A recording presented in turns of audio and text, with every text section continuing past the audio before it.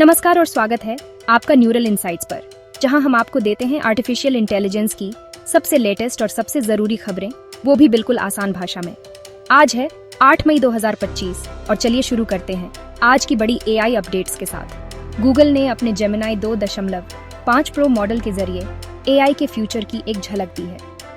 ये मॉडल अब advance reasoning और मल्टी मॉडल सपोर्ट के साथ कई डिवाइस और एप्स में चल रहा है।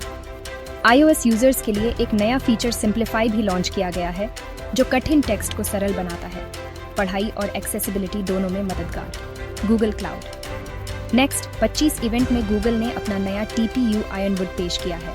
यह अब तक का सबसे पावरफुल और एनर्जी एफिशिएंट चिप है। इसके साथ एजेंट टू एजेंट 2A नामक नया प्रोटोकॉल भी आया है, जिससे अलग अलग AI एजेंट्स आपस में कोलैबोरेट कर सकते हैं। और एक अनोखा प्रोजेक्ट डॉल्फिन जेमा AI अब डॉल्फिन्स की भाषा समझने की कोशिश कर रहा है। AI अब समुद्र की गहराइयों तक पहुंच रहा है। OpenAI का नया चैट GPT सर्च पुराने सर्च इंजन को चैलेंज कर रहा है। अब आपको जवाब मिलते हैं बातों की तरह, कॉन्टेक्स्ट के साथ और तेज। साथ ही OpenAI माइक्रोसॉफ्ट के साथ अपनी डील को रीबैलेंस कर रहा है। 2030 तक माइक्रोसॉफ्ट की रेवेन्यू शेयर 20% से घटाकर 10% की जा रही है, लेकिन API एक्सक्लूसिविटी एज़्योर पर बनी रहेगी। माइक्रोसॉफ्ट ने भारी AI इंफ्रास्ट्रक्चर इन्वेस्टमेंट की पुष्टि की है और कोई कटबैक नहीं होने वाला। Core.ai के साथ स्ट्रेटेजिक पार्टनरशिप के तहत अब टीम्स, एज़्योर और डायनामिक्स 365 में AI और भी डीपली इंटीग्रेट हो रहा है। और खास बात, इलॉन मस्क का ग्रोक AI अब एज़्योर पर होस्ट किया जा रहा है। मेटा की AI ऐप लगातार पॉपुलर हो रही है। अब इसमें विज्ञापन और प्रीमियम सब्सक्रिप्शन लाने की तैयारी है। हालांकि चैटबॉट सेफ्टी को लेकर चिंताएं भी बनी हुई हैं।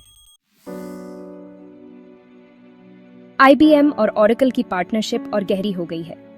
IBM का वॉटसन्स अब Oracle क्लाउड इंफ्रास्ट्रक्चर पर भी उपलब्ध होगा, जिससे बड़े-बड़े एंटरप्राइजेस में मल्टी एजेंट वर्कफ्लोज को सिंप्लीफाई किया जा सकेगा। IBM के CEO अरविंद कृष्णा ने बताया कि कंपनी का जनरेटिव AI बिजनेस अब $6 अरब का हो चुका है और सब कुछ ओपन सोर्स की फिलॉसफी पर टिका है। 2025 की शुरुआत में छपे कुछ बेहतरीन AI एजेंट रिसर्च पेपरों ने multi agent collaboration, retrieval augmented generation और रीजनिंग में बड़ा विकास दिखाया है।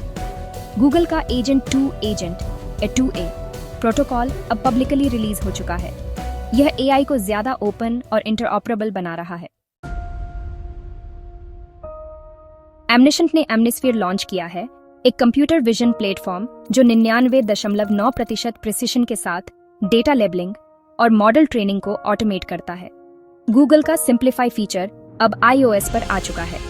IBM का वॉटसन्स ऑर्केस्ट्रेट जुलाई से Oracle क्लाउड पर मल्टी एजेंट वर्कफ्लोज में उपलब्ध होगा। ब्लैकबॉर्ड ने AI असिस्टेंट ब्लैकबॉर्ड कोपायलट लॉन्च किया है, खास तौर से नॉन प्रॉफिट्स के लिए। इंडिया AI मिशन और इंटेल मिलकर भारत में AI शिक्षा को और आगे बढ़ा रहे हैं। भारत की वित्त मंत्री निर्मला सीतारमण ने ग्लोबल AI रेगुलेशन की मांग की है, एक यूनिवर्सल फ्रेमवर्क की बात की है। यूके के साइबर सिक्योरिटी सेंटर ने AI से जुड़ी साइबर थ्रेट्स पर 2027 तक की रिपोर्ट दी है। और अमेरिका में अब भी AI पर लिबरल नीति लागू है, इनोवेशन को बढ़ावा देने के लिए। विजडम AI को $23 मिलियन फंडिंग मिली है, ताकि वो गंदे डेटा से भी बिजनेस इनसाइट्स निकाल सके। कोडेंट AI ने $2 मिलियन की फंडिंग जुटाई है, कोड रिव्यू को स्मार्ट बनाने के लिए। तो ये थी आज की न्यूरल इंसाइट्स की खास AI न्यूज। वीडियो पसंद आया हो तो लाइक करें, शेयर करें और सब्सक्राइब जरूर करें। मिलते हैं अगली AI अपडेट के साथ। तब तक के लिए नमस्कार।